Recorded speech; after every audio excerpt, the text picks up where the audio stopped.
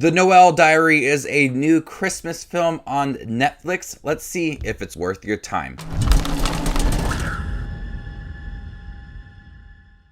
Hey everybody, my name's Justin here. I try to watch everything that hits theaters and on streaming services just like Netflix. If you guys are like me, make sure to hit that subscribe button down below for more up and coming content. When a best-selling author returns home at Christmas to settle his mother's estate, he finds a diary that holds secrets to the past.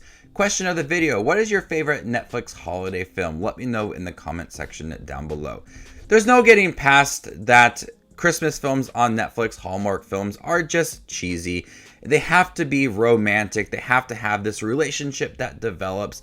And most of the time, I just don't find them to be groundbreaking or original at all. And that's kind of how I feel about the Noel Diary, is that it's not groundbreaking. It's not original. It's romantic. It's cheesy.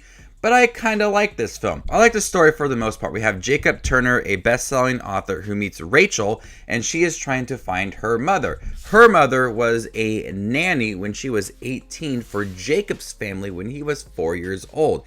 But he has no memory of that since he was so young. So she's trying to look for her mother. So they get together to try to find her mother. They have to go through his father. They have to go through this diary. They go on this journey together. For the good half of the film, I thought it would just been fine without having the romance involved, because it was not about falling in love. It was about finding the mother for this young woman, and the purpose that was very solid for half of the film.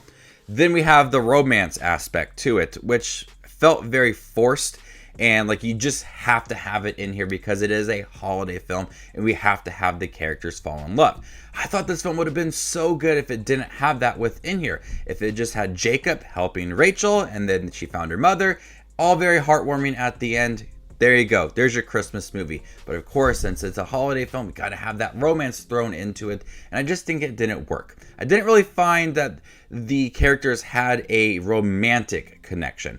They had a connection. They felt good as friends and that they were helping each other out and kind of understanding each other. But there's a certain point in the film where the movie says, okay, these characters need to fall in love, and this is the time that they're going to do it. And I just did not buy into it. I thought there was a decent scene with Jacob and his father and connecting after 35 years. I thought there were some good emotion scenes to that. And I thought there were some good dramatic scenes. And then watching Rachel learn about her mother, reading this diary, seeing all those emotions flow throughout the movie, those worked as well. And then it just had to add that romance into it, which I thought did not work and took away from everything else surrounding Jacob and Rachel's relationship and them learning about each other, and then Rachel's mother as well. And then we get to the end of the film. I don't want to spoil anything, but I hated the end of this film. I hated what they gave us and what they took away from us, because the whole film was building up towards something and we didn't get that. We got some parts of it. We saw something, but what we got was romantic and not what the film was building up for, and everything that it was supposed to be and supposed to give us. It did not give that to us. Pulled the rug underneath us and gave us those romantic scenes. And I was very frustrated with how this film ended, because everything else leading up to it I liked. Besides the romance scenes, I liked that story of finding your family, feeling part of something, and then also the other characters reconnecting with their family and reconnecting with their family. There's a lot of things in here set in the backdrop of Christmas time that worked, and I like the acting in here. I thought it was a really good Christmas feel to it. If they didn't focus on that romance side to it, we would have had a much better ending to the story. Some emotional scenes, because they were there, the potential was there, but it didn't give us what I think the film should have done.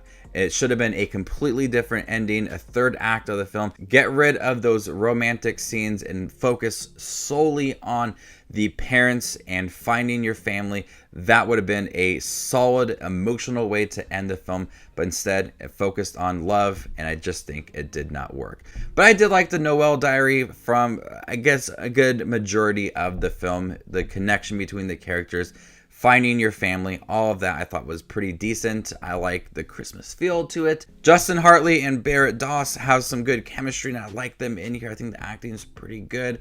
It felt like they were just friends, but that romance just kills it for me. So before I give you my score for the Noel Diary on Netflix, make sure to check out my channel. Here I do movie reviews, trailer reactions, ranking videos, tier lists, all that fun movie related content that you see on YouTube. I do it all here, so hit that subscribe button to get it all in one spot. If you'd like to see where the Noel Diary ranks amongst all the other 2022 releases I have seen this year, follow me on Letterboxd and there you can find my ranking. I'm gonna go ahead and give the Noel Diary a B-. Thank you guys for checking my review for the Noel Diary on Netflix. Have you guys seen it by chance? What do you think about it? Let me know in the comment section down below, and stay tuned for more up and coming content like this. My name is Justin Watches Movies, and you guys stay classy, YouTube.